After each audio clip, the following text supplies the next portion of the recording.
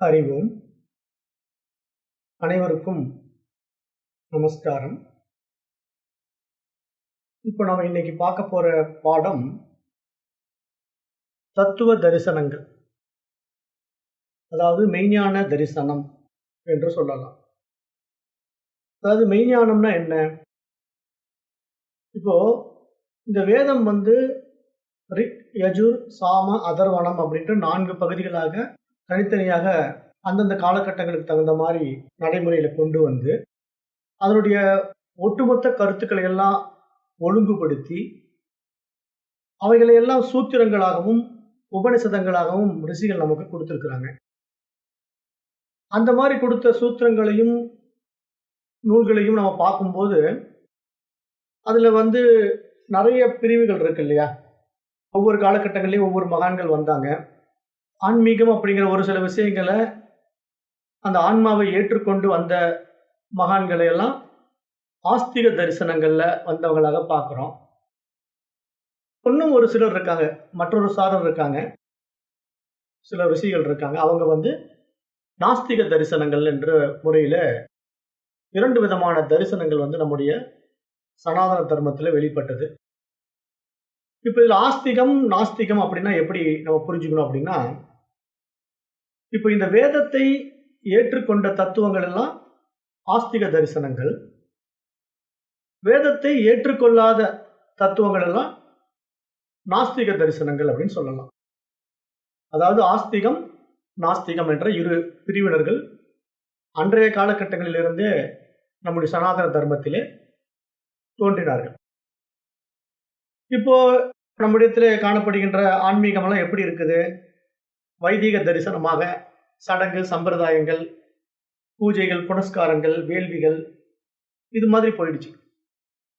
இதை நம்ம வைதிக மதம் அப்படின்னு சொல்றோம். நம்முடைய சனாதன தர்மத்திலே, நம்முடைய பாரம்பரியத்திலே இப்பொழுது வேரூன்றி இருக்கக்கூடிய நிலைப்பாடு என்ன அப்படின்னு பார்த்தீங்கன்னா, வைதிக தர்மம், வைதிக மதம் அல்லது வைதிக தரிசனம் அப்படின்னு சொல்லலாம். இப்போ இந்த வேதத்தை ஏற்றுக்கொண்ட 6 தரிசனங்கள் இருக்கு. அது என்னென்ன அப்படின்னு பார்த்தோம்னா, சாங்கியம், யோகம், நியாயம், வைசேடிகம், அப்புறம் மீமாம்சை. அந்த மீமாம்சையில 2 பிரிவுகள் இருக்கு. ஒன்று பூர்வ மீமாம்சை, மற்றொன்று உத்தர மீமாம்சை. இப்ப இதற்கெல்லாம் ரிஷிகள் இருக்காங்க. இந்த மாதிரி தர்மத்தை நிலைநாட்டிய அந்தந்த காலகட்டங்களில் தோன்றிய ரிஷிகள் இருக்கிறார்கள். அவர்கள்லாம் யார் யாருன்னு பார்த்தோம்னா, இப்ப சாங்கியம் அப்படிங்கிற ஒரு மதத்தை உருவாக்கியவர் தான் கபில முனிவர், கபிலர்னு சொல்றோம். அதே மாதிரி யோகம் என்ற ஒரு பாதையை காட்டியவர் தான் பதஞ்சலி முனிவர். அதே மாதிரி நியாயம், இந்த நியாயத்தை உருவாக்கியவர் கௌதம முனிவர். வைசேடிகத்தை உருவாக்கியவர் கணாத முனிவர். அப்புறம் மீமாம்சையில 2 பிரிவுகள் இருக்குன்னு பார்த்தோம் இல்லையா? அதுல பூர்வ மீமாம்சையை உருவாக்கியவர் ஜைமினி முனிவர்.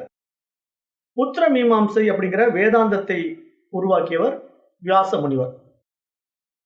இது மாதிரி அந்தந்த காலகட்டங்கள்ல நிறைய ரிஷிமார்கள், குருமார்கள் இந்த சமயத்தை, தர்மத்தை நம்மிடத்திலே உண்டாக்கி விட்டார்கள். இப்ப இந்த 6 தரிசனங்களையும் நாம் ஒரு 3 தொகுதிகளாக பிரித்துக் கொள்ளலாம். அந்தந்த காலகட்டங்கள்ல அது நடைமுறையில் எப்படி இருந்தது அப்படின்னு பார்த்தீங்கன்னா, இப்ப சாங்கியம், யோகம் என்ற ஒரு முறை நடைமுறையில் இருந்தது. அதற்கு பிறகு நியாயம், வைசேடிகம் அப்படிங்கிற ஒரு முறை இருந்தது. அப்புறம் இப்ப மீமாம்சை, வேதாந்தம் அப்படிங்கிற முறைகளும் நடைமுறையில் இருக்கு. அப்ப இதெல்லாம் நம்முடைய சனாதன தர்மத்துல வந்த மார்க்கங்கள், தரிசனங்கள் அப்படின்னு சொல்லலாம். இப்ப இந்த எல்லா தத்துவங்களுமே, இப்ப இந்த தரிசனங்கள் சொல்ல வருகின்ற எல்லா தத்துவங்களுமே அந்த புருஷார்த்தம்ங்கிற ஒரு விஷயத்தை அடிப்படையாக வைத்துத்தான் நடைமுறையில் இருக்கு. புருஷார்த்தம்னா என்ன? புருஷன் பிளஸ் அர்த்தம். அதை பிரிக்கணும். புருஷன் பிளஸ் அர்த்தம் அப்படின்னு பிரிச்சோம்னா புருஷார்த்தம்னு வரும். அதாவது புருஷன்னா யாருங்க? அதுதான் இப்ப நமக்காக கொடுக்கப்பட்ட நூல். அதாவது புருஷன் என்பது நம் ஒவ்வொருத்தரையும் குறிப்பிடுது. அது ஆன்மா, அறிவு, இறைவன், ஜீவன் அப்படின்னு நீங்க என்ன பேர்ல வேணா அந்த புருஷனை அழைத்துக் கொள்ளலாம். அதுதான் இங்க நம்ம அறிய வேண்டிய விஷயம். அதை அறிவதற்கான பாதை அர்த்தம் என்றால் என்னன்னா அதற்குண்டான செல்வம் அப்படின்னு நம்ம பார்க்கலாம். அர்த்தம் அப்படிங்கிற வார்த்தை வந்து ஒரு பொக்கிஷம், செல்வம் அப்படிங்கிற முறையில சொல்லப்படுது. அப்ப இங்க பரமனை அறியக்கூடிய வழிமுறைகள் இந்த புருஷார்த்தம் எப்படி இருக்கு அப்படின்னு பார்த்தீங்கன்னா, தர்மம், அர்த்தம், காமம், மோட்சம் என்ற 4 நிலைகளில் நமக்கிடத்திலே கொடுக்கப்பட்டிருக்கின்றன. இப்ப இத தமிழ்ல நம்ம சொல்லணும்னா அறம், பொருள், இன்பம், வீடுன்னு சொல்லலாம். இப்ப அர்த்தம் அப்படின்னா பொருள் சார்ந்த வாழ்க்கை அல்லது செல்வத்தை நாடுகின்ற வாழ்க்கை என்று சொல்லலாம். அறம் என்றால் தர்மம், தர்ம வழியிலே எவ்வாறு வாழ்வது. அப்புறம் பொருள், இன்பம், வீடு இந்த மாதிரி 4 நிலைகள்ல இறுதி நிலை இருக்கு இல்லையா, வீடு பேரென்று அந்த விடுதலை. வீடு பேருன்னா இங்க என்னன்னா விடுதலைன்னு அர்த்தம். இப்ப இந்த விடுதலைன்னா யாருக்கு விடுதலை? அந்த விடுதலை வந்து நம்ம பல பேர்ல அழைக்கிறோம் இல்லையா? மோட்சம், முக்தி அப்படின்லாம் பல பேர்ல சொல்றோம். தமிழ்ல வீடு பேருன்னு சொல்றோம். சமஸ்கிருதத்துல மோட்சம்னு சொல்றோம். இப்படி பல பெயர்கள் அது இருந்தாலும், அந்த விடுதலை யாருக்கு அப்படின்னு பார்த்தீங்கன்னா, இறுதியா நம்முடைய மனசுக்கு தான் அந்த விடுதலை தேவைப்படுது. ஏன்னா, இப்போ உடம்புக்கு விடுதலை தேவையில்லைல்ல. அது தானாவே ஒரு நாள் விடுதலை ஆகி போயிடும். அப்ப இங்க மனசு தான் அறியாமையிலிருந்து விடுதலை ஆகும்போது தான், அந்த உண்மை தன்மை ஒவ்வொரு புருஷன்கிறவன் யாரு அப்படிங்கிற அந்த உண்மை தன்மையை அது உணர்ந்து கொள்ளும். அந்த புருஷன்களுடைய உண்மை தன்மை என்ன? அந்த ஆன்மா என்பதனுடைய உண்மை தன்மை என்ன அப்படின்னு பார்த்தா, அது அறிவு அப்படின்னு எங்க சாஸ்திரம் சுட்டிக்காட்டுது. அதாவது இங்க நம்ம சொல்ல வரக்கூடிய விஷயங்கள் எல்லாமே ரொம்ப ஆழமா புரிந்து கொள்ளக்கூடிய விஷயமாக பார்க்கிறோம். இப்ப பொதுவா ஆன்மா அப்படின்னா நம்ம என்ன நினைச்சுக்கிறோம்? ஏதோ பேய் மாரி வெள்ளை கலர்ல இருக்கும். அது நம்ம ஒவ்வொருத்தருக்குள்ள இருக்குது. நம்ம உடம்பு பிரியும்போது அதுதான் வெளிய போய் அடுத்த பிறவி எடுக்குது. இந்த மாரிலாம் கற்பனையா நெறைய கதைகள நமக்கு ஏற்றி வைத்திருக்கின்றார்கள். அதெல்லாம் போய் நம்ம ஏமாந்து மூடத்தனமாக வாழக்கூடாது. இப்ப இங்க ஆன்மா அப்படின்னா அதுக்கு உண்மையான பொருள் என்ன தெரியுமா? அறிவுன்னு பேரு. அததான் சாஸ்திரம் என்ன சொல்லுதுன்னா, சச்சிதானந்தம்னு சொல்லுது. அந்த சத்துன்னா இருப்பு, சித்துன்னா அறிவு. அந்த சத் என்ற இருப்பு இருப்பதை சித்தாகிய அறிவில் அறிந்து கொள்ளுகின்ற பொழுது நமக்கு ஆனந்தம் உண்டாகும் என்பதுதான் இங்க சச்சிதானந்தம்ங்கிற அடிப்படையில அந்த புருஷனுக்கு பெயர் வைக்கப்பட்டிருக்கின்றது. அந்த புருஷனிலிருந்து தான் இந்த படைப்பு உண்டானது. முதல்ல அந்த ஆன்மா அறிவின் இடத்திலிருந்து வெளிப்பட்டது தான் இந்த பிரபஞ்சம். அதுதான் பிரகிருதின்னு சொல்றோம். பிரகிருதின்னா ஒரு அவ்யக்த நிலை. அதாவது அவ்யக்தம்னா எப்படின்னா வெளிப்படாத நிலை, ஒடுங்கிய நிலை அப்படின்னு பேரு. இந்த ஒட்டுமொத்த பிரபஞ்சமும் அந்த அறிவில் ஒடுங்கி இருந்தது, அந்த ஆன்மாவில் ஒடுங்கி இருந்தது, அந்த புருஷனில் ஒடுங்கி இருந்தது அப்படின்னு புரிந்து கொள்ளணும். இங்க ரொம்ப தெளிவா புரிஞ்சுக்கணும். ஏன்னா இது வந்து ஒரு படைப்பின் சாராம்சத்தை இங்க சாஸ்திரம் எடுத்து சொல்லுது. அப்போ படைப்பு என்பது எங்க நடக்குது?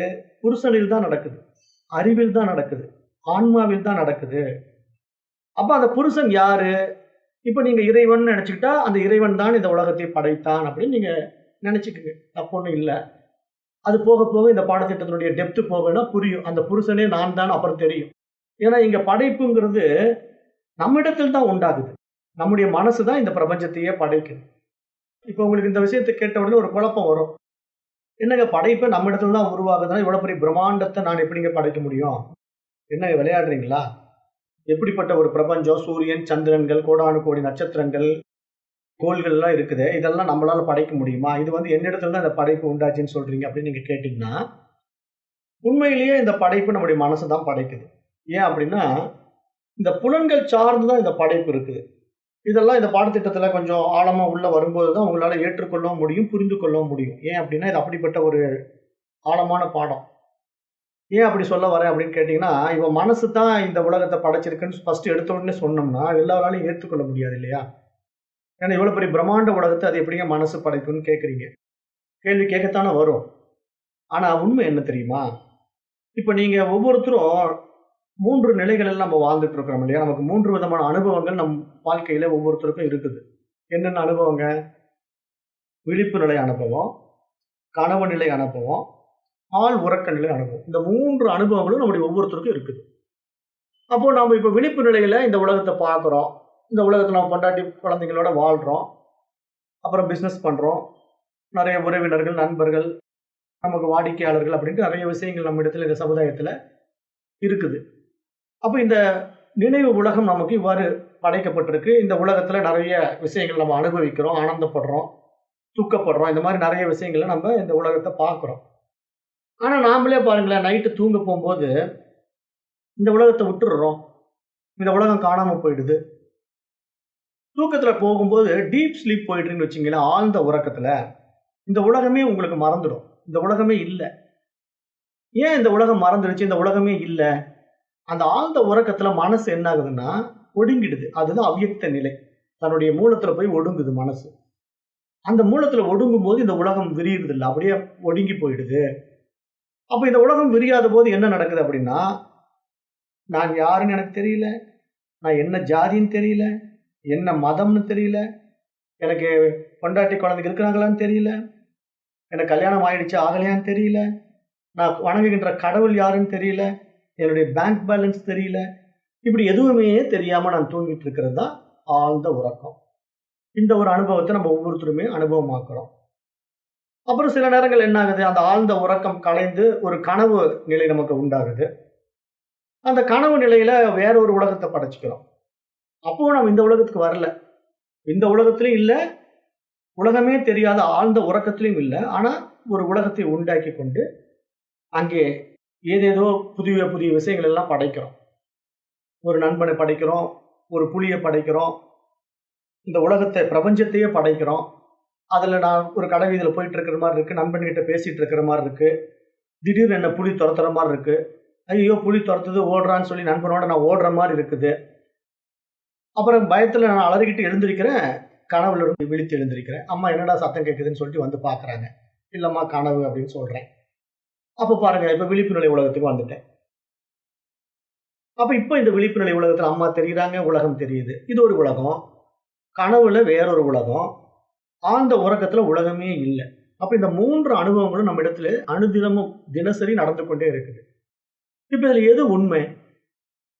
இப்ப நம்ம சாதாரணமா எடுத்துக்கிட்டோம் அப்படின்னா, இந்த விழிப்பு நிலை தான் உண்மை அப்படின்னு நம்ம சொல்லுவோம். ஏன்னா நம்ம அன்றாட அலுவல்கள், அனுதினமும் நமக்கு நடக்கக்கூடிய அந்த லைஃப் ஸ்டைல்லாம் ரொட்டீனா வந்துட்டு இருக்கு இல்லையா?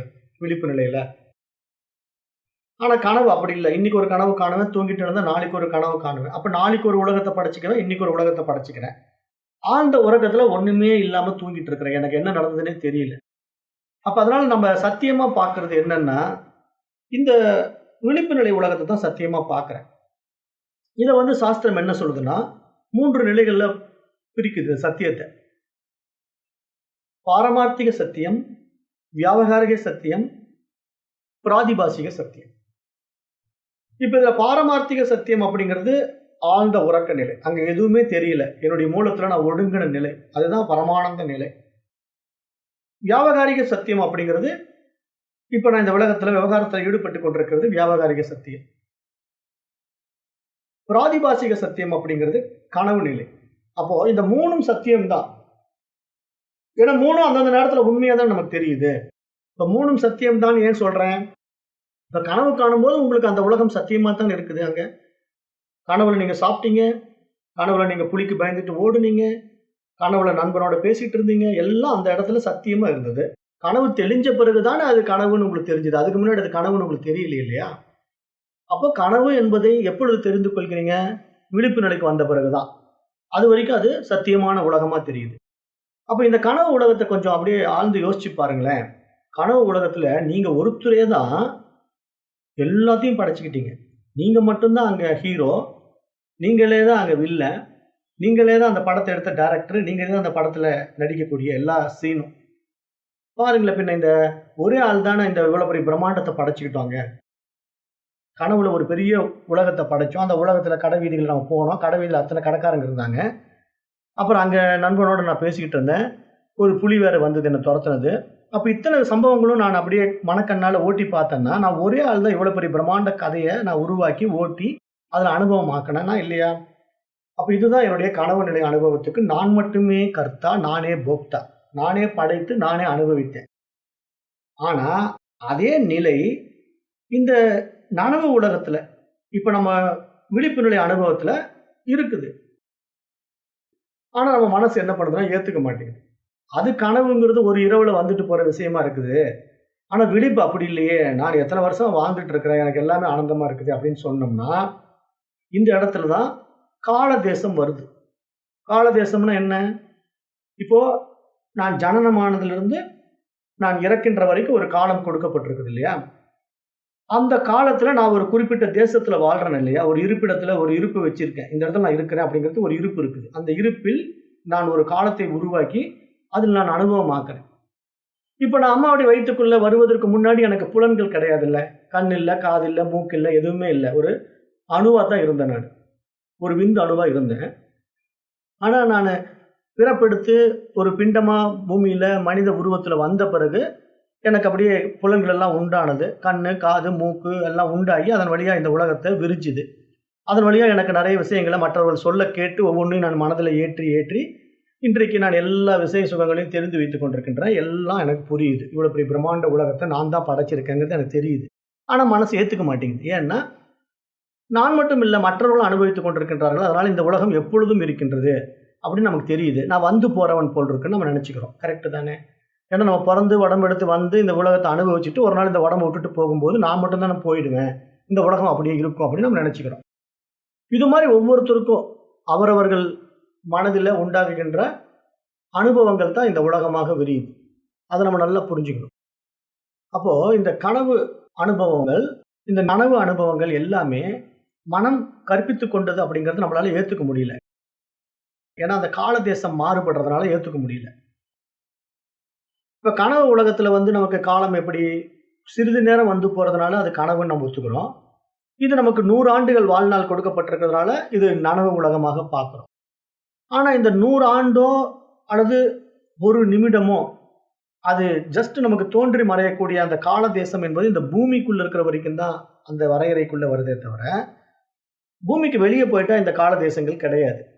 அப்ப இந்த மனசு என்ன பண்ணுதுன்னா, இந்த பூமிங்கிற ஒரு விஷயத்த படைத்து, இந்த பூமிக்குள்ள தான் இருப்பதாக அனுபவமாக்கி, அந்த கால தேசத்தினுடைய கட்டுப்பாட்டுக்குள்ள வர்றதுனால, அந்த உடம்பு எடுத்துக்கிட்டு வர்றதுனால, அது ஒரு 100 ஆண்டுகள் வாழ்வதாக இந்த மனசு இந்த உலகத்துல இருந்து, இத்தனை அனுபவங்கள உண்டாக்கி, திருப்பி இந்த உடம்ப விட்டுட்டு போகும்போது, அதனுடைய ஆசா பாசங்களுக்கு ஏற்ற மறுபிறவிக்கு அது வருது அப்படிங்கிற ஒரு விஷயத்தை இந்த சாஸ்திரங்கள் எல்லாம் நமக்கு சுட்டிக்காட்டுது.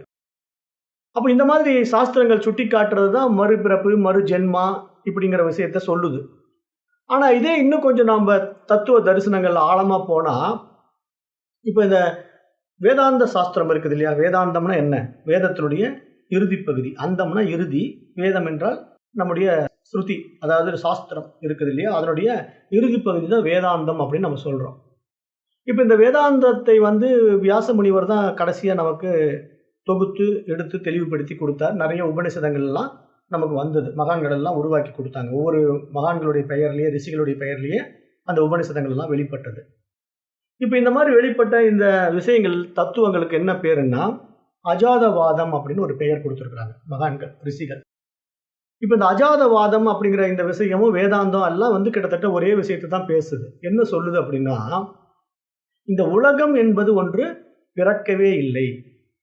நாம் காணும் இந்த உலகம், நாம் கனவில் காணும் பல வகை பொருட்களையும், நிகழ்வுகளையும் போன்றது தான் என்று இந்த அஜாதவாதம் நமக்கு எடுத்து சொல்லுது.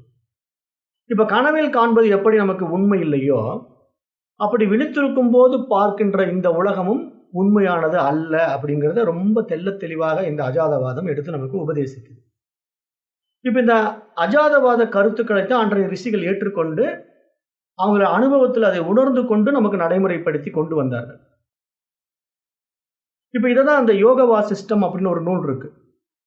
வசிஷ்ட மகரிஷி ராமபிரானுக்கு உபதேசம் செய்த ஒரு அருமையான நூல் யோக வாசிஷ்டம் அப்படின்ட்டு. அது இந்த விஷயத்தை தான் ரொம்ப ஆழமாக எடுத்து நமக்கு புரிய வைக்குது. அது வந்து நெறைய கேள்விகளை ராமபிரான் கேட்கிறதுக்கும், வசிஷ்ட மகரிஷி நெறைய பதில்கள் நமக்கு குடுப்பதாகவும் அந்த நூல் அமைக்கப்பட்டிருக்கும்.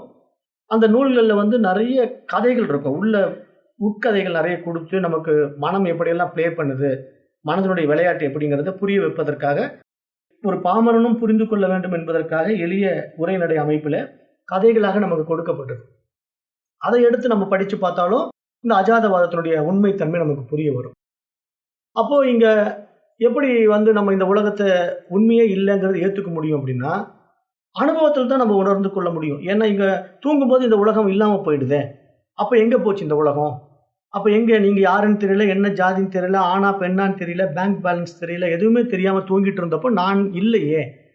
அப்ப அது மாரி நான் இந்த உடம்ப விட்டுட்டு மரணத்துக்கு பின்னாடியும் நான் இருக்க மாட்டேனே.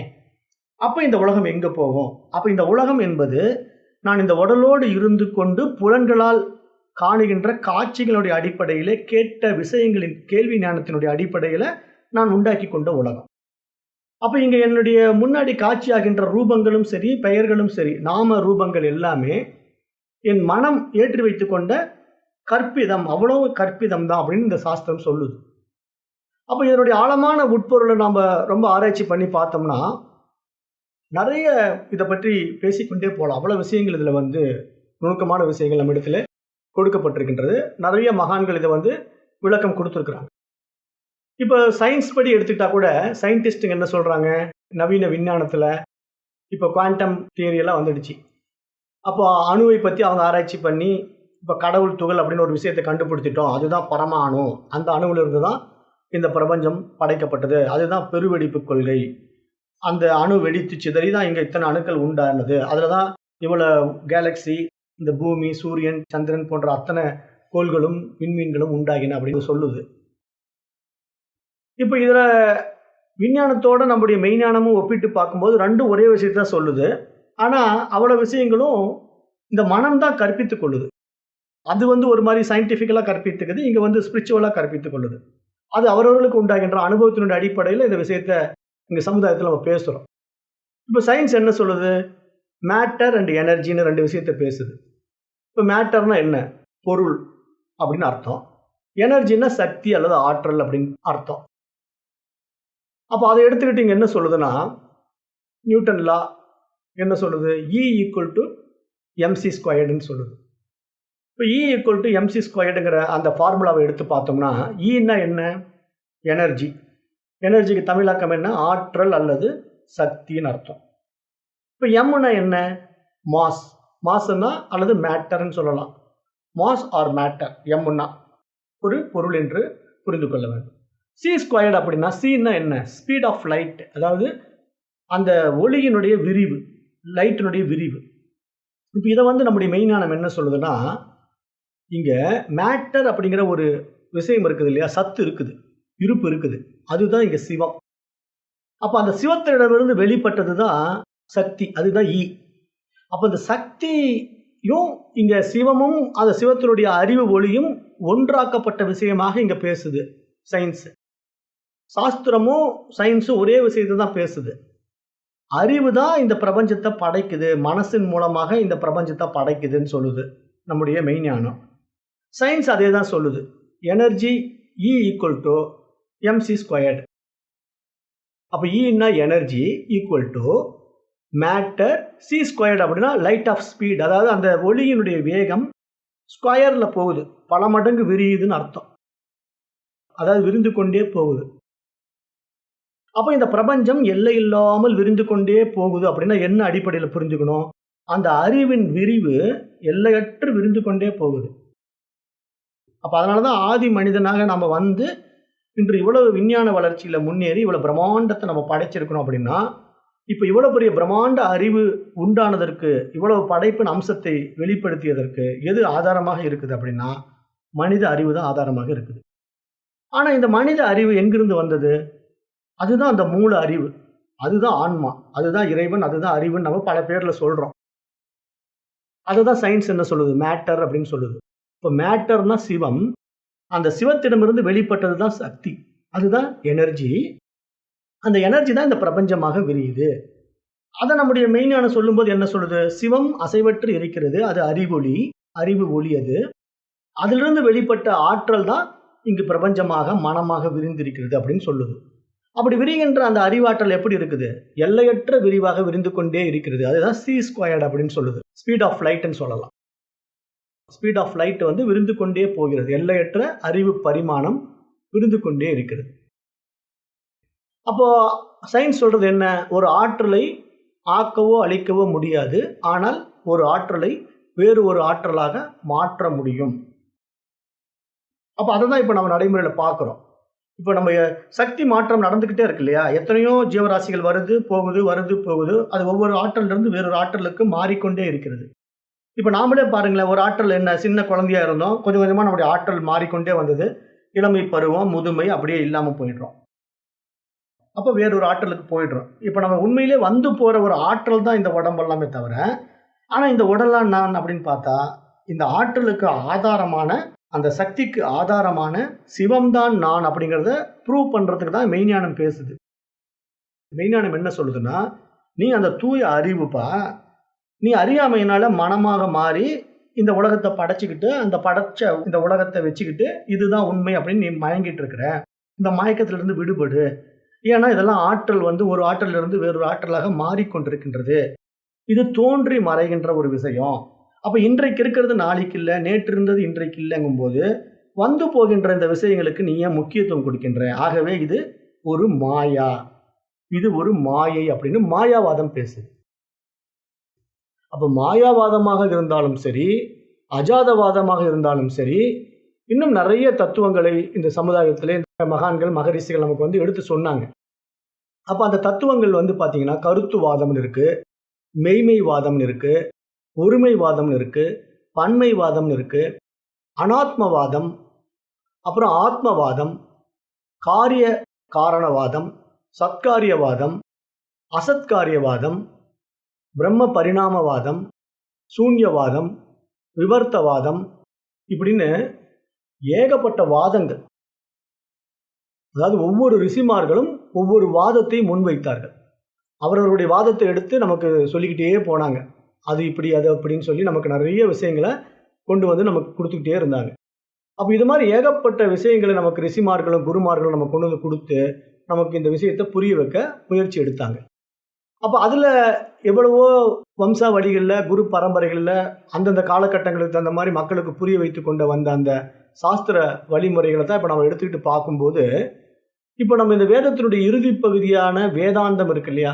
ஏன்னா வேதத்தினுடைய முற்பகுதி என்ன? கர்மகாண்டம். வேதத்தினுடைய இறுதி பகுதி என்ன? வேதாந்தம். இப்ப இந்த வேதத்தினுடைய முற்பகுதிய தான் நம்ம என்ன பண்ணிட்டோம்? வைதீக மதமா உருவாக்கி, சடங்கு, சம்பிரதாயங்கள், சாங்கியங்கள்லாம் போய் சிக்கிக்கிட்டு, முழிச்சுக்கிட்டு உட்கார்ந்துட்டு இருக்கிறோம். அதுல நெறைய காரியங்கள செய்து கொண்டிருக்கின்றோம். ஆனா இந்த காரியங்கள் எல்லாம் மன தூய்மைக்காகத்தான் அப்படிங்கிறத நம்ம நன்றாக புரிந்து கொள்ள வேண்டும். கர்மகாண்டத்துல செய்யக்கூடிய ஒவ்வொரு புறக்காரியங்களுமே, நம்முடைய மனதை தூய்மைப்படுத்தும்போது மட்டும்தான், அந்த தூய்மையான மனதிலே, அமைதியான மனதிலே இந்த ஆன்ம ஞானம் வெளிப்படும். அந்த அறிவு பிரகாசிக்கும் அப்படின்னு சாஸ்திரம் நமக்கு சுட்டிக்காட்டுது. அதுதான் மெய்ஞானம் அப்படின்னு சொல்லுது. அப்ப இத நான் உங்களுக்கு எப்படியாவது எளிமையா புரிய வைக்கணுங்கிறதுக்காக, இப்ப நான் இந்த மாரி விஷயங்கள மேலோட்டமா உங்களுக்கு சுட்டிக்காட்டிக்கிட்டே வரேன். அப்ப அப்படி பார்க்கும்போது, இப்ப இந்த கருத்துவாதம்னு ஒரு வாதம் இருக்கு இல்லையா? அது என்ன சொல்லுது? நாம் காணும் இந்த புற உலகம் அனைத்தும் நம் எண்ணங்களால் உருவான கருத்து தான் அப்படின்னு சொல்லுது. அப்ப இந்த உலகம் எல்லாம் நம்முடைய எண்ணங்களால ஒவ்வொரு விஷயத்த மனசு ஏத்தி வச்சுக்குது. இது வந்து பேனா, இது பென்சில், இது அம்மா, இது அப்பான்ட்டு மத்தவர்களால் சொல்லி, அத மனசு உள்ள வாங்கி, அதுதான் சத்தியம் என்பதாக ஏற்றி வைத்துக்கொண்டு, அதை வந்து அப்படியே பதிச்சுக்குது மனசுக்குள்ள. அதுதான் கருத்துவாதம். அதாவது நம்முடைய எண்ணங்கள், புலன்கள் வாயிலாக அறிந்து கொண்ட விஷயங்களை வைத்துக்கொண்டு, அனைத்தும் நம்முடைய மனதின் எண்ணங்கள் தான் அப்படின்னு சொல்லுது. இது வந்து கருத்துவாதம் பேசுது. மெய்மைவாதம் அல்லது யதார்த்தவாதம்னு ஒரு வாதம் இருக்கு. அது என்ன சொல்லுதுன்னா, இந்த கருத்துவாதம் என்ற கோட்பாட்டை தர்க்க ரீதியாக மறுக்குது. மறுத்து இந்த உலகம் ஒரு நிகழ்வு பொருள் அப்படிங்கிற விஷயத்த நான் ஏத்துக்க மாட்டேன். இந்த உலகம் உண்மையிலேயே இருக்குது. மெய்மையிலேயே இருக்குது. இந்த உலகம் வந்து சத்தியம் அப்படின்னு சொல்லுது. இது வந்து மெய்மைவாதம். ஏன்னா அவர்களை பொறுத்தவரைக்கும் இந்த உலகம் அழியப்படுவதில்ல. நீ இறந்து போயிடுறப்பா. ஆனா நீ போன பிறகு இந்த உலகம் இருக்குதே. உன்னுடைய குழந்தைங்கலாம் அனுபவிச்சுட்டு இருக்காங்களே. அப்ப இது உண்மையிலேயே இருக்குது. இந்த உலகம் சத்தியம். நீ எப்படி இது வந்து மனதில் கற்பனைன்னு சொல்ற? மனம் ஏற்றி வைத்துக் கொண்ட விஷயம் சொல்ற? அதனால நான் இத ஏத்துக்க மாட்டேன்னு சொல்லி மெய்மைவாதம் அவங்களுடைய வாதத்தை முன்னிறுத்துகின்றார்கள். அது மாரி ஒருமைவாதம் இருக்கு. அது கருத்துவாதத்தினுடைய விளைவு தான். அது எப்படின்னா, இந்த உலகம் அனைத்தும் நம் எண்ணங்கள் அப்படின்னு ஒரு முடிவுக்கு வரும்போது, அந்த சகல உலகத்தின் தோற்றத்திற்கு காரணம் நம்முடைய ஆன்மா, அறிவு இருப்பதனால் தான் இது எல்லாம் தெரியுது. அதனால அந்த மூலப்பொருளில் தான் இது அனைத்தும் அடங்குகின்றது. ஆகவே அந்த அறிவு இருப்பதினால் தான் இந்த ஒட்டுமொத்த பிரபஞ்சமும் நம்மால் உணரப்படுகின்றது. இப்ப அறிவில்லாத ஒருத்தனுக்கு இந்த உலகத்த புரிய வச்சிட முடியுமா? யோசனை பண்ணி பாருங்க. ஒருத்தன் பொறக்கும்போதே அறிவு இல்லாம பொறக்குறான். ஜடமாட்டம் இருக்கிறான். எது சொன்னாலும் புரியல. அவனுக்கு இந்த உலகம் என்னன்னு தெரியாது. அல்லது ஒருத்தன் நல்ல அறிவோட தான் இருந்தான். ஆனா விபத்துல அடிபட்டு கோமா ஸ்டேஜுக்கு போயிட்டான். அப்ப அவன் விபத்துல அடிபட்டு கோமா ஸ்டேஜுக்கு போனவனுக்கு அங்க அறிவு வேலை செய்யல. தான் யாருன்னே தன்னை தெரிந்து கொள்ள முடியாத ஒரு துர்பாக்கிய நிலையில அவன் இருக்கிறான். உயிரும் இருக்குது, உடம்பும் இருக்குது. ஆனா அந்த உள்ள இருக்கிற அறிவு பிரகாசிக்கக்கூடிய அந்த ஹார்ட்வேர் இருக்கு இல்லையா? உடம்புக்குள்ள இருக்கக்கூடிய அந்த மூளை பாதிச்சிடுச்சு, அடிபட்டுருச்சு. அப்ப அதனால அது பிரகாசிக்க வழி இல்லாம அந்த மனசு வெளிப்படுத்தக்கூடிய வாய்ப்பை இழந்து அந்த உடல் தகுதியற்றதாக மாறிவிட்டதனால எது எது என்ன அப்படின்னு பிரித்து பகுத்து புரிந்து கொள்ளக்கூடிய தகுதியை இழந்து விடுகின்றது. அப்போ அந்த அனைத்தையும் தெரிந்து கொள்ளக்கூடிய அந்த அறிவு தான் எல்லாவற்றுக்கும் ஆதாரமாக இருக்கின்றதுங்கிறத ஒருமைவாதம் எடுத்து சொல்லுது. ஒருமைவாதம் புரிய வைக்குது. இந்த பன்மைவாதம்ங்கிறது என்னன்னா, அது இந்த மெய்மைவாதத்தினுடைய விளைவு. அதாவது உலகம் சத்தியம்னு சொல்லுது இல்லையா? அவங்க தான் இந்த பன்மைவாதத்தை எடுத்துக்கிட்டு பேசுறாங்க. அவங்கள பொறுத்தவரைக்கும் என்ன தெரியுமா? எல்லாம் இருக்குது. ஜீவர்களும் இருக்கிறார்கள், இறைவனும் இருக்கிறான். அப்ப இந்த உலகம் என்பது உண்மையிலே இருக்குது, படைக்கப்பட்டிருக்கிறது.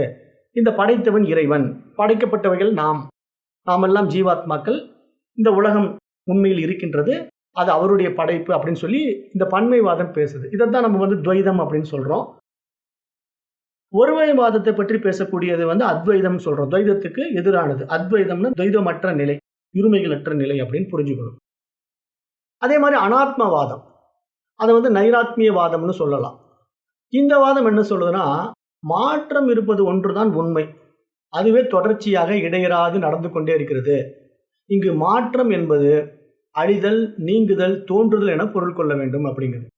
அதாவது மாற்றம் நிகழ்ந்தது அப்படின்னா முன்பு இருந்தது அழிந்து வேறொன்று தோன்றியது. அதான் சயின்ஸ் சொல்லுது. ஒரு ஆற்றல் வேறு ஒரு ஆற்றலாக மாறியது, மாறிக்கொண்டே இருக்கிறது. அப்போ ஒரு பரிணாமத்திலிருந்து இன்னொரு பரிணாமத்துக்கு இந்த மாற்றங்கள் நடந்து கொண்டே இருக்குது. ஆனா அது மெல்ல மெல்லமாக நடக்குது, நமக்கு உடனே தெரியாது. இப்ப நமக்கு பிறக்கும்போது நம்ம ஒரு சின்ன குழந்தையா ஒரு 2.5 கிலோ வெயிட்ல சின்ன குழந்தையா இருந்தோம். இப்ப இன்னைக்கு நம்ம ஒரு 50 கிலோ 60 கிலோ 70 கிலோ வெயிட்ல இவ்வளவு பெரிய ஆளா இருக்கிறோம் அப்படின்னா எவ்வளவு மாற்றங்கள் நம்ம உடம்புல நடந்துட்டு இருக்குது. அப்ப இந்த மாற்றம் மெல்ல மெல்ல இத்தனை ஆண்டுகள், 60 ஆண்டு 70 ஆண்டு 80 ஆண்டுகள் நடந்த மாற்றங்கள் எவ்வளவோ ஆற்றல்களை வேறொரு ஆற்றலாக மாற்றி காட்டியிருக்கிறது. அதை தான் நம்ம இங்க புரிஞ்சுக்கணும். அதுதான் சயின்ஸ் சொல்லுது. அப்போ இந்த ஆத்மா அப்படிங்கிற ஒரு விஷயம் இந்த அனாத்மவாதத்தை பொறுத்தவரைக்கும் என்ன சொல்லுதுன்னா, கிடையவே கிடையாது. இங்க இருப்பது மட்டும் இந்த உலகம் மட்டும்தான் சத்தியம். அப்போ இந்த உலகமானது எப்படின்னா, ஒரு ஆற்றல் மட்டும்தான் இருக்குது. இந்த ஆற்றல் ஒரு ஆற்றல் வேறொரு ஆற்றலாக மாறிக்கொண்டிருக்குது. மற்றபடி ஒரு ஆத்மா அப்படிங்கிற விஷயத்தெல்லாம் இந்த அனாத்மவாதம் ஏற்றுக்கொள்றதில்லை. ஆத்மாவுக்கு எதிரானது இந்த அனாத்மவாதம். அது ஆத்மாவை ஏற்றுக்கொள்வதில்லை. அனாத்மவாதம் மாதிரியே ஆத்மவாதம்னு ஒரு விஷயம் இருக்கு. இப்ப இந்த ஆத்மவாதம்னா என்னன்னா, ஆத்மா இருப்பதை ஒப்புக்கொள்ளக்கூடிய ஒரு பிரிவினர்கள்.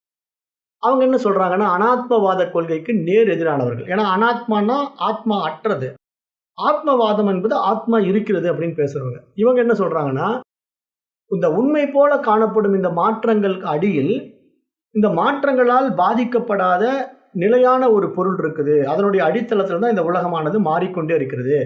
அவங்க அனாத்மவாதிகள் சொல்றது இந்த ஒரு ஆற்றல் வேறொரு ஆற்றலாக மாறிக்கொண்டிருக்கிறது அப்படின்னா, அந்த ஆற்றல் எங்கிருந்து வெளிப்படுகிறது? அதற்கு ஒரு ஆதாரம் இருக்கணும் இல்லையா? அந்த ஆதாரம் தான் இங்க ஆன்மா, அறிவு. அதுதான், அதிலிருந்து தான் இந்த உலகம் மாறிக்கொண்டே இருக்கிறது. அவருடைய சக்தி தான் இந்த மாற்றத்தை உண்டாக்கி கொண்டே இருக்கிறது அப்படின்ட்டு இங்க ஆத்மவாதிகளுடைய கருத்துக்களை அவர்கள் முன்வைக்கிறார்கள். அதே மாதிரி காரண காரியவாதம். இந்த காரண காரியவாதம் என்னன்னா, ஒவ்வொரு காரியத்துக்கும் பின்னால ஒரு காரணம் இருந்தாக வேண்டும். எப்படி? இப்போ எண்ணெய் காரியம். ஒரு எண்ணெய் எடுத்திருக்கிறோம். அந்த எண்ணெய் உருவாகணும்னா அதற்கு காரணமா எள்ளு இருந்தாகணும் இல்லையா? எள்ளு இருந்தா தானே எண்ணெய் வரும். அப்ப எள்ளிலிருந்து எண்ணெய் எடுக்கப்படுகின்றது என்றால் அங்கு ஒரு காரணம் இருந்தால்தான் அதிலிருந்து காரியம் வெளிப்படும். இப்ப ஒரு பானை இருக்குது. இப்ப அந்த பானை உண்டாக்கப்பட வேண்டும் என்றால் அந்த காரியமாக செயல்பட்ட அந்த பானைக்கு காரணமாக மண் இருந்தாக வேண்டும். அப்போ ஒரு பொருள் எங்கிருந்து வந்தது அப்படின்னு ஒரு கேள்விக்கான விடை என்ன சொல்றாங்க அப்படின்னா, காரண காரியவாதம். ஒரு காரணம் இருந்தால்தான் அதிலிருந்து ஒரு காரியம் நடைபெறும் அப்படிங்கிறது காரண காரியவாதிகளுடைய சித்தாந்தமாக பார்க்கப்படுது. அது மாதிரி சத்காரியவாதம்னு ஒரு பிரிவு இருக்கு. இவங்க என்ன சொல்றாங்கன்னா, எந்த ஒரு காரண நிலையிலும் காரியம் உண்டு என எடுத்துரைப்பது சத்காரியவாதம். அதாவது ஒவ்வொரு காரண நிலையிற்கும் ஒரு காரியம் இருக்குது. அதாவது காரியம் புதிதாக தோன்றப்படுவது அல்ல, அது காரண நிலையின் உள்ளேயே புதைந்துள்ளது, உறைந்துள்ளது அப்படின்னு இந்த சத்காரியவாதம் எடுத்து சொல்லுது. அப்ப எப்படி சொல்லுதுன்னா, பானை என்பது ஏற்கனவே மண்ணின்குள்ளேயே இருந்திருக்குது, மண்ணினுள்ளேயே இருக்கிறது. மண்ணிலிருந்து பானையை உருவாக்க முடியாது என்பது அவருடைய கோட்பாடு. அவர்கள் என்ன சொல்றாங்கன்னா, இங்க ஏற்கனவே ஒரு விஷயம் இருந்திருக்குது, அதிலிருந்து தான் இது படைக்கப்பட்டதாக நமக்கு தெரியுது. அதனால பானை ஏற்கனவே இருக்குது. அது மண்ணுனால உண்டாக்கப்பட்டதாக எடுத்துக்கொள்ள வேண்டியதில்லை அப்படின்னு அவங்க சத்காரியவாதம் அந்த இருப்பை, அந்த காரணத்தையே காரியத்தில் பார்க்குறாங்க. சத்காரியவாதம் பேசுது. அசத்காரியவாதம்னு இன்னொன்று இருக்கு. அந்த சத்காரியம்னா உண்மையை போல இருக்கின்றது என்று பேசக்கூடியவர்கள் இருக்கிறார்கள். அவங்களுக்கு எதிரானவர்கள் இவர்கள். அசத்காரியவாதம். இவங்க என்ன சொல்றாங்கன்னா, அதை நான் ஒத்துக்க மாட்டேன். காரணத்துல காரியம் உறைவதில்லை. ஏன்னா மண்ணில் பானை உறைந்துள்ளது அப்படின்னு சொன்னா, அப்ப நேராக மண்ணை வைத்து சாப்பாடு செஞ்சிட முடியுமா? முடியாது இல்லையா? அப்ப மண்ணை பானையா மாத்தினா தானே அந்த பானையிலிருந்து சாப்பாடு செய்ய முடியும். அப்ப அந்த உருவம் என்பது காரணத்தில் இல்லை, அது காரியத்தில் தான் உருவாக்கப்பட்டிருக்கின்றது அப்படின்ற இந்த அசத்காரியவாதிகள் அவர்களுடைய கருத்துக்களை வெளியிடுகின்றார்கள். இது மாதிரி ஒவ்வொருத்தரும் அந்தந்த காலகட்டங்கள்ல வந்த ரிஷிமார்களுக்கு இந்த ஆராய்ச்சிகள் நிறைய இருந்திருக்குது. ஒவ்வொருத்தரும் அவர்களுடைய கருத்துக்களை சமுதாயத்திலே வெளிப்படுத்தினார்கள். அந்தந்த காலகட்டங்களிலே அதை பற்றிய ஆராய்ச்சிகளும் நம்மிடத்திலே நடைமுறையிலே இருந்தது. அவரவர்களுக்கு அறிவுக்கு உட்பட்ட ஆராய்ச்சிகளையும் அன்றைய காலகட்டங்களில் நாம் செய்து பார்த்தோம். இப்போ பிரம்ம பரிணாமவாதம்னு ஒரு அமைப்பினர் இருந்தாங்க. அவங்க என்ன சொல்றாங்க? பிரம்மம் சத்தியம், இந்த பிரம்மம் மட்டுமே உண்மை. இந்த பிரம்மமே உண்மையாக மாறி இந்த உலக சிருஷ்டி நிகழ்கின்றது. அதாவது காரணமும் உண்மை, அதிலிருந்து வந்த காரியமும் உண்மை. ஆகவே இறைவன் அப்படிங்கிறவன் பிரம்மம் இருக்கின்றான். அந்த பிரம்மத்தினுடைய படைப்பு தான் இந்த உலகம் அப்படிங்கிறது அவங்க ஒத்துக்கிறாங்க. அந்த ஒத்துக்கிட்ட விஷயம்தான் பிரம்ம பரிணாமவாதம். அதாவது அந்த இறைவனிலிருந்து இந்த உலகம் படைத்து படிப்படியாக பரிணாம வளர்ச்சி அடைந்ததாக அவர்களுடைய கருத்தை முன்வைக்கிறார்கள். அதே மாதிரி சூன்யவாதம் இருக்கு. இந்த சூன்யவாதம்னா என்ன? புத்த மதம். இவங்க என்ன சொல்றாங்க? பிரம்ம பரிணாமவாதத்திற்கு நேர்மாறானவர்கள். இவர்கள் ஆன்மாவை ஏற்றுக்கொள்வதில்லை, பிரம்மத்தை ஒப்புக்கொள்வதில்லை. இவர்கள் என்ன சொல்றாங்கன்னா, காரணமும் உண்மையில்லை, காரியமும் உண்மையில்லை, பிரம்மமும் உண்மையில்லை, இந்த உலகமும் உண்மையில்லை. இங்க உள்ளது எல்லாமே வெறும் சூன்யம், வெறும் வெளி, வெட்ட வெளி. அந்த வெட்ட வெளிக்குள்ள ஒண்ணுமே கிடையாது. இதெல்லாம் சூன்யம் அப்படின்னு முடிச்சுக்கிறாங்க. இப்ப இந்த சூன்யவாதத்துக்கும் இப்ப நாம படிக்க போற இந்த அஜாதவாதம், வேதாந்தம் அப்படிங்கிற விஷயத்துக்கு என்ன வித்தியாசம் அப்படின்னா, இப்போ சூன்யவாதம் இந்த வெட்ட வெளியை காட்டி அங்க ஒன்றுமே இல்லை, அது சூன்யம் அப்படின்னு ஒரே வார்த்தையில முடிச்சிட்டதுனால அந்த புத்த மதம், பௌத்த மதம் நம்ம இந்தியாவில் தலை தூங்க முடியல. ஆனா நம்முடைய சனாதன தர்மம் என்ன சொல்லுது அப்படின்னா, அஜாதவாதத்தை அடிப்படையாக வைத்துக்கொண்டு, நீ சொல்றது ஒத்துக்கிறப்பா, அந்த வெட்ட வெளி ஒன்றுமற்ற வெளி இருக்குது. ஆனா அது நீ நினைக்கிற மாதிரி சூன்யம் இல்ல, அது ஒரு அறிவு பொருள் அப்படிங்குது. ஏன்னா ஒரு அறிவுல தான் இத்தனையும் படைக்கப்பட முடியுமே தவிர, வெறும் ஒன்றுமற்ற சூன்யத்திலிருந்து இவ்வளவும் படைக்க முடியாது. ஏன் அப்படின்னா, இங்க படைப்பை உண்மைன்னு அந்த அஜாதவாதமும் ஏத்துக்கிறது இல்ல. அஜாதவாதமும் இது கற்பனைன்னு தான் சொல்லுது. ஆனா அதுக்கு என்ன ஆதாரம் சொல்லுது அப்படின்னா, இப்ப இந்த படைப்பை சூன்யவாதம் இல்லவே இல்லைன்னு சொல்லி இந்த ஒட்டுமொத்தமா சூன்யம்னு சொல்லி முடிச்சிடுது இல்லையா?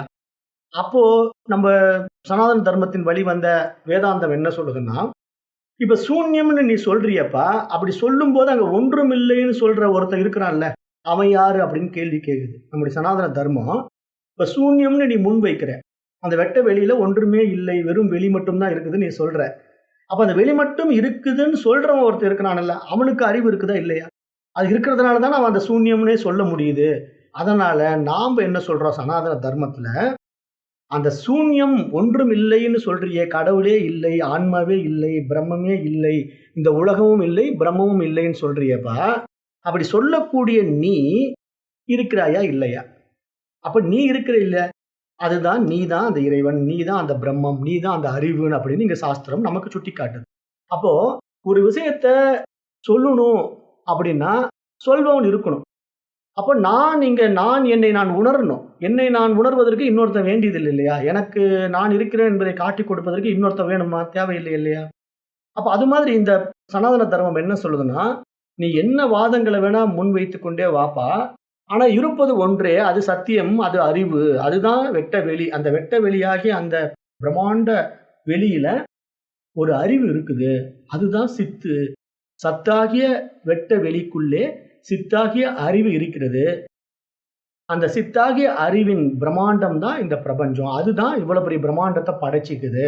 அதுவே படைத்து, அதுவே அனுபவித்து, அதுவே தன்னுள் ஒடுக்கிக் கொள்கின்றது. அப்ப அப்படிப்பட்ட இந்த பிரம்மாண்ட உலகத்தை படைத்து, அனுபவித்து, ஒடுக்கக்கூடிய அந்த ஆற்றலை பெற்றிருப்பதனாலே, அது ஒரு அறிவு பொருள் அப்படின்னு நம்முடைய சனாதன தர்மத்தில் வந்த வேதாந்தம் பேசுகின்றது. இதுதான் அஜாதவாதத்தினுடைய அடிப்படை உண்மையாக பார்க்குறோம். ஆனா இந்த அஜாதவாதம், இந்த மாயாவாதம்ங்கிறதெல்லாம் கிட்டத்தட்ட ஒரே விஷயத்தை தான் சொல்லுது. ஏன்னா இந்த மாதிரி விஷயங்கள் எல்லாம் நம்ம ரொம்ப ஆழமா உள்ள போய் பார்க்கும்போது என்ன புரிஞ்சுக்கணும் அப்படின்னா, இப்போ மாயாவாதம் என்ன சொல்லுது? இந்த உலகம் மாயை. இங்க ஒன்றும் இல்லை. இந்த உலகம் எல்லாம் தோன்றி மறையக்கூடியது. தோற்ற பிம்பம் தான் அப்படின்னு சொல்லுது மாயாவாதம். கயிற்றில் ஏற்றி வைக்கப்பட்ட பாம்பை போல. அந்த கயிறு மட்டும் தான் இருக்குது. ஆனா அறியாமையினால நீ அங்க வந்து அந்த கயிறை பார்த்து பாம்பு பாம்புன்னு சொல்லி பதறிக்கிட்டு இருக்கிற. ஆனா அத போய் பக்கத்துல டார்ச் லைட் போட்டு பார்க்கும்போது தான் அது பாம்பு இல்ல, கயிறு அப்படின்னு உனக்கு கன்ஃபார்ம் பண்ண முடியுது. அது மாதிரி இங்க இந்த உலகம் வந்து அந்த அறிவின் மீது ஏற்றி வைக்கப்பட்டிருக்கின்றது. அறிவு மட்டும் தான் சத்தியமா இருக்குது. ஆனா இந்த உலகம் வந்து அறிவின் மீது ஏற்றி வைக்கப்பட்டிருக்கின்றது அப்படின்னு இந்த மாயாவாதம் எடுத்து சொல்லுது. இந்த மாயாவாதத்தை தோற்றுவித்தவர் யாருன்னா பகவான் ஆதிசங்கரர். மாயாவாதத்தை வந்து அவர் ஆதிசங்கருக்கு முன்னாடியே அவருடைய குருநாதர் கௌடபாதர் தோற்றுவித்தார். ஆனா அதை சமுதாயத்துல எடுத்து வெளிப்படுத்தியவர் ஆதிசங்கர் கொண்டு வந்து சேர்த்தினார். அப்ப இது மாதிரி ஒவ்வொரு காலகட்டங்கள்ல ஒவ்வொரு மகான்கள் தோன்றினார்கள். அப்ப இது மாதிரி மகான்கள் நிறைய விஷயங்களை கொண்டு வந்து நம்ம இடத்துல கொடுக்கும்போது அதை 3 பிரிவுகளாக கொடுத்தாங்க. அத்வைதம், துவைதம், விசிஷ்டாத்வைதம் அப்படின்ற பிரிவுகளாக கொடுத்தாங்க. இப்ப இதுல எது சத்தியம், எது அசத்தியம் அப்படின்னு நம்ம பார்க்க போனா, இங்கு சத்தியம், அசத்தியம் அப்படிங்கிற அந்த இருமைகளுக்கு அப்பாற்பட்ட நிலைக்கு தான் இப்ப நம்ம போகணும். எது உண்மை, எது உண்மையற்ற தன்மை அப்படின்னு ஆராய்ச்சி பண்ண வேண்டியதில்லை. இந்த உண்மையும் உண்மையற்ற தன்மையும் உணர்கின்ற அந்த உயரிய நிலைக்கு நம்ம போகணுங்கிறது இங்க இந்த சாஸ்திரம் எடுத்து சொல்லக்கூடிய முக்கிய சாராம்சமா பார்க்கப்படுது. இவ்வாறு தோன்றிய பல்வேறு மதங்கள் இருக்கு இல்லையா? சாங்கியம், நியாயம், வைசேடிகம் அப்படிங்கிற நிறைய மதங்களுடைய உட்பிரிவுகளாக நிறைய சமயங்களும் நம்ம இடத்துல வந்தது. அந்த மாதிரி சமயங்கள் தான் நம்ம என்ன பண்ணிட்டோம்? ஆதிசங்கருடைய காலத்திலேயே பிரிச்சு 6 விதமான சன்மார்க்கங்களாக ஒழுங்குபடுத்தினார். அதைத்தான் சைவம், வைணவம், சாக்தம், கானாபத்தியம், கௌமாரம், சௌரம் அப்படின்ட்டு 6 விதமான சமயங்களை உண்டாக்கி அந்தந்த வழிபாடுகளை அவரவர்கள் செய்து கொள்ளுங்கள் அப்படின்ட்டு கொண்டு வந்துட்டாங்க. இப்ப சைவத்துக்கு பிரதான தலைவன் யாரு? சிவன். வைணவத்துக்கு தலைவன் யாரு? விஷ்ணு. சாக்தம் வந்து அம்பாள். கானாபத்தியம் கணபதி. கௌமாரம் முருகன். சௌரம் வந்து சூரியன். இது மாதிரி ஒவ்வொரு வழிபாட்டு கடவுள்களை பிரதான தலைவனாக தேவதையாக வைத்துக்கொண்டு அது பல்வேறு பிரிவுகளும் அதில் உண்டாகின. இது மாதிரி நிறைய சமயங்களும் மதங்களும் தோன்றினாலும் இங்க நம்ம எதை ஆழமா புரிந்து கொள்ளணும் அப்படின்னு பார்த்தீங்கன்னா, இப்போ நம்முடைய சனாதன தர்மம் சொல்லக்கூடிய விஷயமாகிய உண்மைத்தன்மை என்ன? அறிவு. அதாவது இங்க நம்ம புருஷன் அப்படின்னு சொல்லக்கூடியது எப்படிப்பட்டதுன்னா ஒரு அறிவு. அதுதான் பிரம்மம்னு சொல்றோம், அல்லது இறைவன் சொல்றோம், அல்லது சயின்ஸ் படி பார்த்தா சிவம், மேட்டர் அப்படின்னு சொல்றோம். மேட்டர்னா என்ன? சிவம். ஆன்மீகத்துல சொல்ல போனா பிரம்மம், இறைவன், சிவம் அப்படின்னு சொல்லலாம். சயின்ஸ் படி எடுத்துக்கிட்டா மேட்டர்னு சொல்லலாம். அப்ப பிரம்மத்திடமிருந்து வெளிப்பட்ட ஒரு மாயை இருக்கு இல்லையா? அது மாதிரி சிவத்திடமிருந்து வெளிப்பட்ட ஒரு சக்தி இருக்கு இல்லையா? அதைத்தான் சயின்ஸ்ல மேட்டர் இடத்துல இருந்து வெளிப்பட்ட எனர்ஜியா பார்க்கிறோம். அப்ப ஒரு மேட்டர் அப்படிங்கிற ஒரு மாஸ்ல இருந்து, ஒரு பொருளிலிருந்து இந்த ஆற்றல் வெளிப்பட்டது. அதுதான் எனர்ஜி. அந்த எனர்ஜி வெளிப்பட்டது. அந்த எனர்ஜி எப்படி வெளிப்பட்டது? அந்த அறிவின் இடத்திலிருந்து மனமாக வெளிப்பட்டது. நம்முடைய ஸ்பிரிச்சுவல் சப்ஜெக்ட் மெய்ஞானம் என்ன சொல்லுதுன்னா, அந்த அறிவிடமிருந்து மனம் வெளிப்பட்டு அந்த மனதனுடைய ஆற்றல் எல்லையற்றது. இப்ப நம்ம இங்க இருந்துகிட்டு ஒரு வினாடியில நம்ம அமெரிக்கா போலாம். அமெரிக்கா என்ன? ஒரு வினாடியில அண்டத்துக்கு அப்பாற்பட்டு போலாம். கேலக்சிக்கு போலாம். சூரிய மண்டலம் எங்க இருக்குது? சந்திரன் எங்க இருக்கிறான்? எந்தெந்த கோள்கள் எங்க இருக்குது? அப்படின்னு ஒரு செகண்ட்ல கற்பனை பண்ணி அந்த இடத்த போய் நம்ம பார்த்து வரக்கூடிய அளவுக்கு நம்முடைய மனோ ஆற்றல் விரிந்து கிடக்கு. இப்ப அமெரிக்கா போயிட்டு வந்தோம் அப்படின்னா, அமெரிக்காவில் நம்ம போய் இருந்துட்டு வந்த இடத்த இந்த வினாடியில மீண்டும் ஒரு முறை போய் நம்ம தரிசனம் பண்ணிட்டு வரலாம். இப்ப நம்ம எத்தனை இடத்துக்கு போயிட்டு வரோம்? எத்தனையோ கோயில்களுக்கு போயிட்டு வரோம். டூரிஸ்ட் ஸ்பாட் எல்லாம் போயிட்டு வரோம். அப்ப அந்த மாதிரி இடத்துக்கெல்லாம் நம்ம போயிட்டு வந்த உடனே இங்க வந்து உட்காந்துட்டு ஒரு வினாடியில திருப்பி அந்த இடத்த நம்ம நினைக்கும் போது அந்த இடத்துக்கு போயிட்டு வரோமா இல்லையா? அப்ப இந்த டிராவலிங் பார்த்து லைவா நேர்ல போயிட்டு வரதை விட மனம் எவ்வளவு வேகத்துல பயணிக்குது. அதுதான் C squared. E equal to mc squared அப்படின்னு சயின்ஸ் சொல்லுது. அதாவது எனர்ஜி, அந்த ஆற்றல், அந்த அறிவை அடிப்படையாக வைத்துக்கொண்டு, மேட்டரை அடிப்படையாக வைத்துக்கொண்டு அதனுடைய வேகம் பல மடங்கு உயருகின்றது என்பதை தான் அறிவியல் என்ன சொல்லுது? E equal to mc squared அப்படின்னு சொல்லுது. E equal to energy, m equal to matter, c squared equal to அறிவின் விரிவு, அந்த ஒளியினுடைய விரிவு. அறிவு ஒளி அப்படின்னு சொல்றோம் நம்ம. அதாவது அறிவு ஒளின்னா அறிவு பிரகாசம், பிரைட் ஸ்டூடெண்ட் அப்படின்னு நம்ம சொல்ற மாதிரி அப்படி புரிந்து கொள்ளணும். உடனே நீங்க ஏதோ லைட் ஃபார்ம்குள்ள போய் வெளிச்சம் அப்படின்னு நினைச்ச கூடாது. அதாவது புரிந்து கொள்வதற்காக அந்த லைட்டுங்கிற வார்த்தையை கையாளுறோம். ஸ்பீட் ஆஃப் லைட் அப்படின்னா அந்த ஒளி ஆற்றல் வேகம். இத்தனை ஒளி ஆண்டுகள்ல பயணம் பண்ணி அந்த ராக்கெட் அங்க போய் சேர்ந்தது அப்படின்னு சொல்றோம் இல்லையா? அல்லது இங்க இருக்கிற சூரியன் வந்து நம்ம பார்க்கணும்னா, இத்தனை ஒளி ஆண்டுகள் தூரத்துல அந்த சூரியன் இருக்குது அப்படின்னு சயின்ஸ் சொல்ற மாதிரி, அந்த அறிவாற்றல் இங்கிருந்து அவ்வளவு வேகமா போய் அதை பார்க்கக்கூடிய தகுதியை அப்படி சுட்டிக்காட்டுவதற்காக கையாளக்கூடிய வார்த்தை ஜாலங்கள். அதை நம்ம நன்றாக புரிந்து கொள்ள வேண்டும். அப்ப இப்படிப்பட்ட ஒரு மிகப்பெரிய விஷயத்தை நம்ம ஆராய்ச்சி பண்ணி பார்க்கும்போது, இப்ப நம்ம என்ன புரிந்து கொள்ளணும்? அடிப்படை விஷயமா நம்ம என்ன புரிந்து கொள்ளணும் அப்படின்னா, இப்போ நம்ம பார்க்கிறோம் இல்லையா? அந்த உலகம்ங்கிற இவ்வளவு பெரிய விஷயத்தை நம்ம பார்க்கிறோம். அத பார்ப்பவன் பார்க்கப்படும் அறிவு அப்படிங்கிற மாதிரி நம்ம புரிந்து கொண்டு பார்க்க ஆரம்பிச்சோம்னா, எவ்வளவோ விஷயங்கள் வந்து தெரிந்து கொண்டு பார்க்க வேண்டியிருக்குது. பல ரிஷிகளுடைய வாதங்களை நம்ம முன்வைத்து, இவ்வளவு விஷயங்கள் மக்களிடத்திலே வெளிப்பட்டு, பல பரம்பரையாக குரு சிஷ்ய பரம்பரையில நம்ம இடத்துல கொண்டு வந்து சேர்க்கப்பட்டிருந்தாலும், இதுல நம்ம எல்லோரும் எல்லா விதமான கருத்துக்களையும் எடுத்துக்கொண்டிருக்கிறோம். ஒரு சிலர் ஒவ்வொரு கருத்துல பிடிவாதமா நின்று கொண்டிருக்கிறார்கள். இப்ப வந்து நாஸ்திகர்கள் என்ன பண்றாங்க? கடவுள் இல்லை அப்படிங்கிற ஒரு பிடிவாத குணத்துல அவங்க இருக்கிறாங்க. ஏன்னா அவங்கள பொறுத்தவரைக்கும் இந்த உலகம் தான் உண்மை, இறைவன் கிடையாது, சத்தியம் அல்ல, பிரம்மம் சத்தியம் அல்ல அப்படிங்கிற ஒரு கொள்கையை அவர்கள் வைத்துக் கொண்டிருக்கிறார்கள். அப்புறம் பிரம்மம் மட்டுமே சத்தியம் அப்படிங்கிற ஒரு கூட்டம் இருக்குது. அது இறைவன் மட்டும்தான் உண்மை அப்படின்னு சொல்றாங்க. அப்ப இது மாதிரி நிறைய ஒவ்வொருத்தரும் ஒவ்வொரு பிரிவை சார்ந்து, நிறைய சமயங்களை சார்ந்து இன்றைக்கு எப்படி இருக்கிறோம்? எல்லோரும் எல்லா சமயங்களுக்குள்ள மிங்கிள் ஆயிட்டோம். இப்ப நம்ம சைவ சமயத்தை மட்டும்தான் யாராவது வழிபாடு பண்றோமானா இல்லையே. சிவபெருமானையும் வணங்குறோம், பெருமாளையும் வணங்குறோம், முருகனையும் வணங்குறோம், விநாயகரையும் வணங்குறோம். அப்ப எல்லா சமயங்களும், மதங்களும் நம்ம இடத்துல ஒருங்கிணைக்கப்பட்டு எல்லாம் ஒண்ணு சேர்ந்து ஒரு மிகப்பெரிய குழப்பத்தை உண்டாக்கி ஒரு குழப்பவாதிகளாக மாறிவிட்டோம். அப்ப இந்த குழப்பவாதிகளாக நம்ம மாறினதால இப்ப என்ன பிரச்சனை? இப்ப நம்மள நம்ம யாருன்னு தெரிந்து கொள்ள முடியல. கடவுள் யாருன்னு தெரிந்து கொள்ள முடியல. இந்த உலகம் எப்படிப்பட்டதுன்னு தெரிந்து கொள்ள முடியல. அப்ப இந்த 3 விஷயங்களுக்கு விடை தெரிந்தால்தான் அந்த உண்மை தன்மையை நம்மால் உணரக்கூடிய வாய்ப்பு உண்டாகும். என்னென்ன விஷயம்? இந்த உலகம், இறைவன், நான். அப்ப நான் யார்? இறைவன் யார்? இந்த உலகம் எப்படிப்பட்டது? இந்த 3 விஷயங்களுக்கான பதில் தான் இப்ப நம்முடைய பாடத்திட்டங்கள் பூரா. இப்ப நம்ம எடுக்கக்கூடிய பாடத்திட்டங்கள், ஆன்மவியல் பாடத்திட்டங்கள் பூரா அதற்கான அத்தனை விளக்கங்களும் இருக்கின்றன. இது மிக தெளிவாக எடுத்து நமக்கு புரிய வைத்துவிடும். அப்ப அந்த ஆன்மவியல் பாடத்திட்டங்களுக்கு அடிப்படை எது இருக்குது அப்படின்னு பாத்தீங்கன்னா, இப்போ நாம எடுத்திருக்கிற ரிஷிமார்களுடைய வம்சாவளியில இறுதியாக வந்த வேதாந்தத்தை எடுத்துக்கிறோம். ஏன்னா வேதத்தினுடைய இறுதி பகுதி தான் எல்லா தீர்வுக்கும் ஒரு விடையை கொடுத்துடுது. ஏன்னா இப்ப நான் ஒரு வகுப்பு படிச்சுட்டு இருக்கிறேன். 1ஆம் கிளாஸ்ல போகும்போது ஆனா ஆவன்னா படிப்பேன். அப்ப எனக்கு அதற்குண்டான அறிவு தான் இருக்கும். அப்புறம் 5ஆம் வகுப்பு, 10ஆம் வகுப்பு, 12ஆம் வகுப்பு அப்படின்னு வரும்போது கொஞ்சம் கொஞ்சமா என்னுடைய அறிவாற்றல் உயர்ந்து கொண்டே வரும். அதற்குண்டான பாடத்திட்டங்களும் வளர்ந்து கொண்டே வரும். இறுதியில நான் ஒரு கிராஜுவேஷன் முடிச்சுட்டு ஒரு PhD பட்டம் வாங்கும்போது ஒரு முனைவர் ஆயிடுறேன். அப்ப நான் ஒரு குறிப்பிட்ட துறையில் நான் ஒரு வல்லுனராக மாறிவிடுகின்றேன், ஒரு பேராசிரியராக நான் மாறிவிடுகின்றேன் அப்படின்னா, அந்த துறையில் நான் சாதித்து விட்டேன். அதனால எனக்கு அந்த பட்டத்தை கொடுத்தாங்க. PhD அப்படின்னு ஒரு பட்டத்தை கொடுக்குறாங்க இல்லையா? புரொஃபசர் அப்படின்னு ஒரு பட்டத்தை கொடுக்குறாங்க. அந்த நிலைக்கு நான் வருவதற்கு எத்தனை பாடங்களை நான் படித்து கடந்து வர வேண்டும், இந்த உலகியல் பாடத்தை. அது மாதிரி இந்த மெய்ஞான கல்வியில இத்தனை விஷயங்களையும் ஆராய்ச்சி பண்ணி, அதுல வெற்றி பெற்ற குருமார்கள் இருக்கிறாங்களா, ரிஷிகள் இருக்காங்களா, அவங்க கொடுத்தது தான் இந்த வேதாந்தம். வேதத்தினுடைய இறுதி பகுதி. இப்ப நம்ம வேதத்தினுடைய முற்பகுதி வந்து கர்மகாண்டம். அது பூர்வ மீமாம்சை அப்படின்னு நம்ம பார்த்தோம். பூர்வ மீமாம்சைக்கு யாரு ரிஷி? ஜெய்மினி. அப்ப ஜெய்மினிங்கிற ஒரு ரிஷி யார் தெரியுமா? வியாசருடைய சிஷ்யர் தான். வியாசர் வந்து உத்தர மீமாம்சை என்ற வேதாந்தத்தை நெறிப்படுத்தி சமுதாயத்துக்கு கொடுத்தவர். அவர் தான் வேதத்தினுடைய இறுதி பகுதியை இவ்வளவுதான் முடிவுப்பா, இதுதான் முடிந்த முடிவுன்னு சொல்லி கொடுத்துட்டார். அதே சமயம் அந்த முடிந்த முடிவை கொடுப்பதற்கு முன்னாடி மாணவர்களை பக்குவப்படுத்துவதற்காக, அவர்களுடைய மனதை மேம்படுத்துவதற்கான, மன தூய்மைக்கான வழிமுறைகளை கற்றுக் கொடுக்கின்ற ஒரு பாடத்திட்டமாக தன்னுடைய சிஷ்யனை வைத்தே வடிவமைத்தார். அதுதான் கர்மகாண்டம் என்கின்ற வைதீக தர்மம், வைதீக மதம், வைதீக தரிசனம் என்ற இந்த சமயங்கள்.